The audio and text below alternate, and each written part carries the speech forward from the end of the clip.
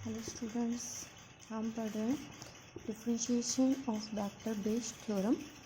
अभी तक हमने स्केलर फंक्शन, वेक्टर फंक्शन और कंटिन्यूस ये सारी चीज़ें पढ़ी हैं, डेरिवेटिव फंक्शन सारी चीज़ें पढ़ी हैं। तो अब हम उन बेस कुछ थ्योरम सॉल्व कर लेते हैं उनका यूज करते हुए। तो फर्स्ट थ्योरम की स्टेटमेंट है necessary and sufficient condition for the vector function f of a scalar variable to be constant is d F upon D T is equal to 0। ठीक है, तो प्रूफ है। फर्स्ट है हमारी नेसेसरी कंडीशन। तो हमारे पास गिवन है कि जो फंक्शन है एफ बी ए कॉन्स्टेंट कैसा है, वेक्टर फंक्शन। ठीक है, प्रूफ क्या करना है, d F upon D T is equal to 0। तो अगर हमारे ये कॉन्स्टेंट फंक्शन है तो हमने इसको माना वेक्टर एफ को यहाँ पे कि f1i plus f2j plus f3 के, और f1 f2 f3 जो हैं वो हमारे कैसे होंगे यहाँ पे फ्री फ्रॉम t, जो वेरिएबल t है उससे फ्री होंगे। तो अब हमने क्या किया, इसका डेरिवेशन किया, d F upon D T is equal to क्या आ जाएगा, अगर t से फ्री हैं तो क्या आएगा 0i plus 0j plus 0k। तो ये क्या आ गया हमारा 0 वेक्टर। ठीक है, तो प्रूफ होगा हमारा यहाँ पे d F upon D T is equal to 0। Next condition है हमारी सफिशिएंट कंडीशन। तो गिवन है हमारा d F upon D T is equal to 0। तो हमने यहाँ पे सपोज किया है कि f1t plus f2t plus f3t जो है are component of f, then we can write, किस फॉर्म में लिख सकते हैं इसको, वेक्टर f को, this is equal to f1ti plus f2tj plus f3tk। ठीक है, तो D F upon D T क्या आ जाएगा हमारा, d f one upon D t i plus D f two upon D t j plus D f three upon D T into k. ठीक है, यहाँ पे हमें नहीं पता कि जो f है वो हमारा फ्री फ्रॉम t है, ये हमें प्रूफ करना है। इसलिए हमने f1 f2 f3 को किस फॉर्म में माना है, t की फॉर्म में माना है। ठीक है, तो अब इन दोनों इक्वेशन की जब हम हेल्प लेंगे तो यहाँ पे d F upon D T given है हमारा 0। ठीक है, तो इसको हम क्या रख सकते हैं, this is equal to 0 vector. तो इसको हमने यहाँ से रखा 0 वेक्टर। तो ये हमारे पास सिर्फ और सिर्फ कब पॉसिबल है, जब क्या हो, ये 0 और ये 0, यानी कि 0i plus 0j plus 0k। ठीक है, यानी कि हमारे पास ये इक्वालिटी ऑफ वेक्टर्स की कंडीशन लगाई है।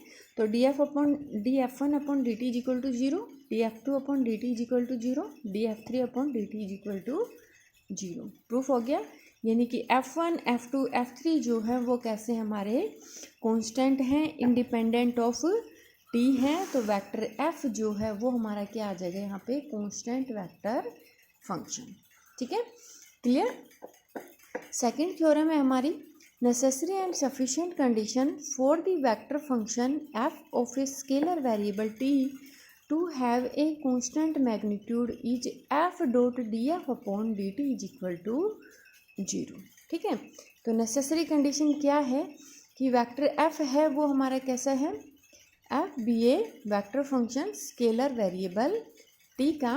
तो let f be constant magnitude, कैसा है, स्केलर वेरिएबल t में है लेकिन उसका जो मैग्नीट्यूड है वो क्या है, कांस्टेंट है।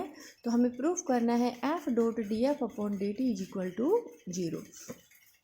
अगर मैग्नीट्यूड हमारा कांस्टेंट है तो यहाँ पे हमने इसका मैग्नीट्यूड लिया, mod of f square is equal to constant. इसको हम किस फॉर्म में लिख सकते हैं, f डॉट f, ये क्या होगा, कांस्टेंट। अब हमने क्या किया, इसका डेरिवेशन किया, तो d by D t F dot f constant का क्या हो जाएगा, 0 हो जाएगा इधर। तो ये u इंटू वी से होगा f dot first as it is, second का derivation D F upon D T, plus में फर्स्ट का derivation D F upon D T into dot F second as it is. अब dot में हम इसको change कर सकते हैं, ये क्या आ जाएगा, f dot D F upon D t, यानी कि क्या हो गया, ट्वाइस हो गया 2f dot D F upon D T is equal to 0। तो 2 तो हमारा 0 होगा नहीं, यानी कि हमारा क्या हो गया यहाँ से f dot D F upon D T is equal to 0। Clear. Sufficient condition क्या है हमारी कि f dot D F upon D t जो है वो गिवन है 0 है, और ये हमें कांस्टेंट मैग्नीट्यूड प्रूफ करना है।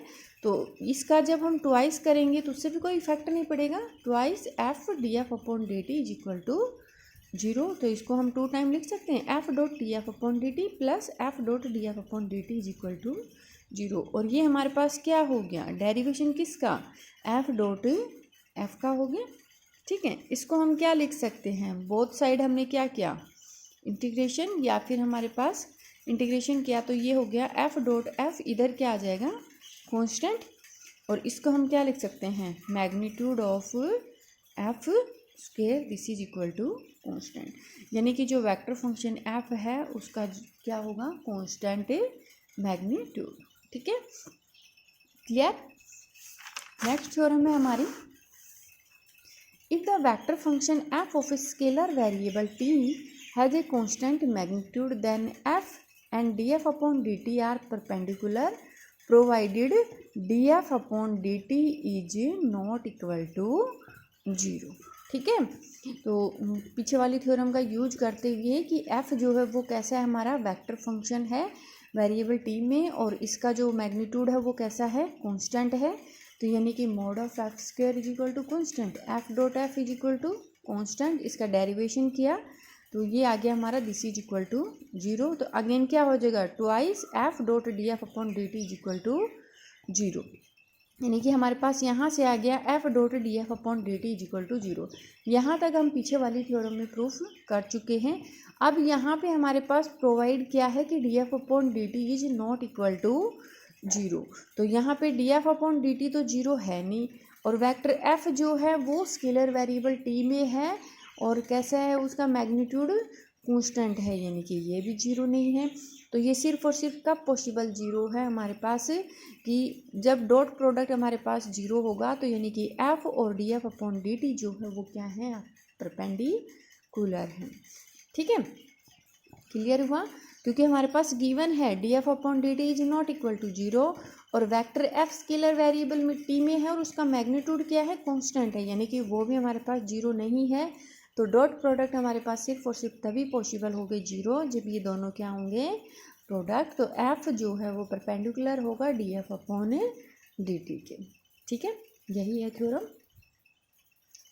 नेक्स्ट थ्योरम है हमारी, if F is a differentiable vector function of scalar variable T and mod of F vector क्या है, मैग्नीट्यूड इज इक्वल टू क्या है, सिंपल एफ, देन फर्स्ट है D by D T vector F square is equal to 2f D F upon D T, और F dot D F upon D T is equal to F D F upon D T. तो इसका हम first part लेते हैं, हमारे पास यहाँ पे क्या है, एफ स्क्वायर, तो ये है वेक्टर फंक्शन।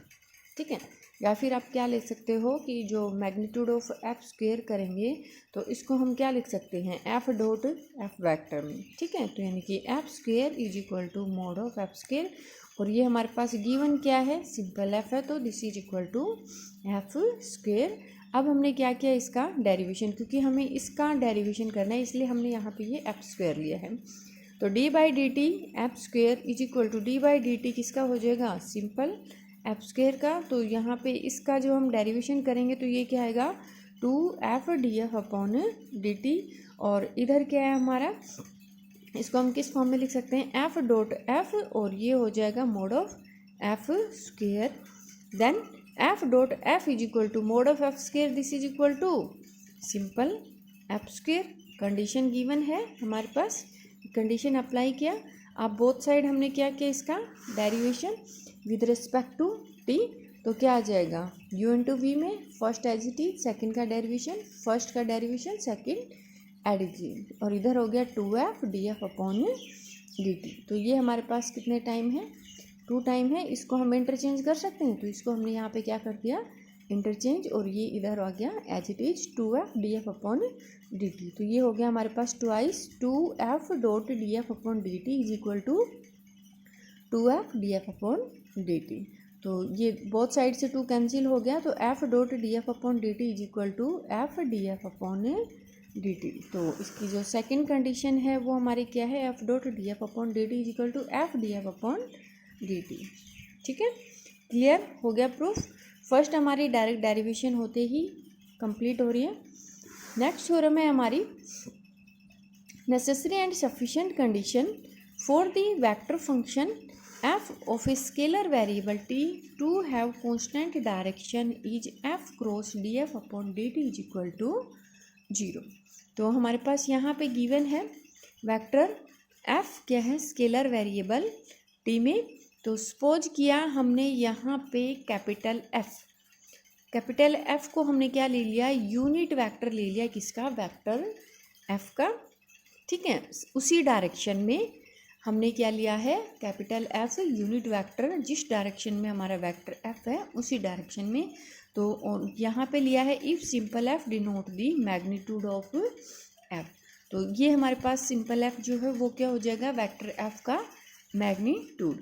तो मैग्नीट्यूड लिया है तो हमारे पास जो वेक्टर एफ है वो क्या होगा, F into unit vector F. यानी कि हम किस फॉर्म में लिख सकते हैं, हम ये लिखते हैं ना, F1 I plus F2 J plus F3 K, इस फॉर्म में लिखते हैं ना। तो ये हो गया हमारे पास मैग्नीट्यूड इसका, और ये हो गया यूनिट वेक्टर। तो मल्टीपल में आ गया, ये हो गया मैग्नीट्यूड इनटू में यूनिट वेक्टर एफ। तो हमने इसका क्या किया यहाँ पे डेरिवेशन, क्योंकि हमें क्या चाहिए, D F upon D T. तो D F upon D T क्या आ जाएगा, मैग्नीट्यूड एज इट इज, और D F upon D T plus D F upon D T into unit vector as it is. ठीक है, ये हमारे पास आ गया यहाँ पे दो इक्वेशन। अब हम क्या कर देंगे, इन दोनों इक्वेशन की क्रॉस प्रोडक्ट करवा देंगे। यहाँ पे क्या प्रूफ करना है, F cross D F upon D T.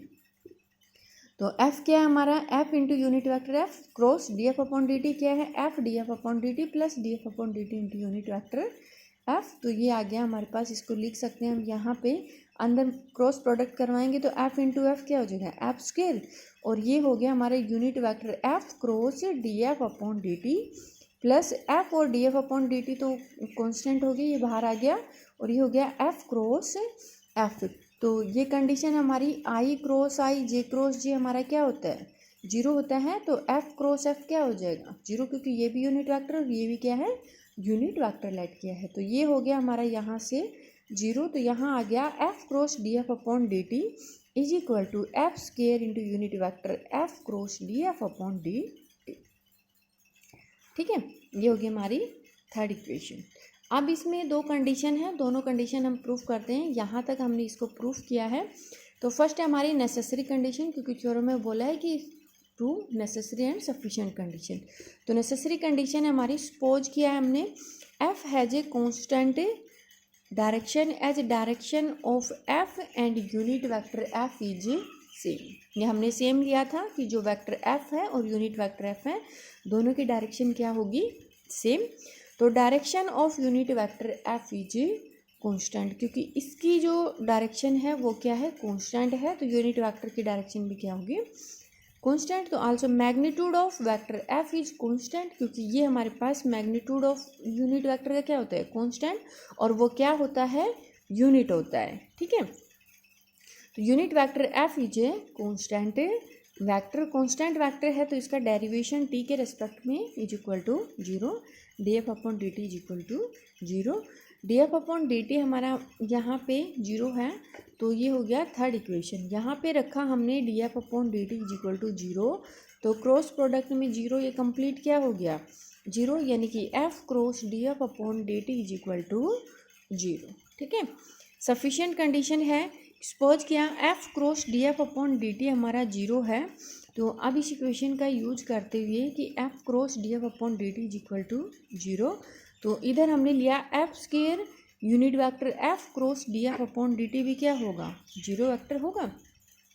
तो इसको हमने लिखा यहाँ पे, ये तो हमारा 0 होगा नहीं, तो ये f cross D F upon D T is equal to 0। ठीक है, हुआ यहाँ से क्लियर,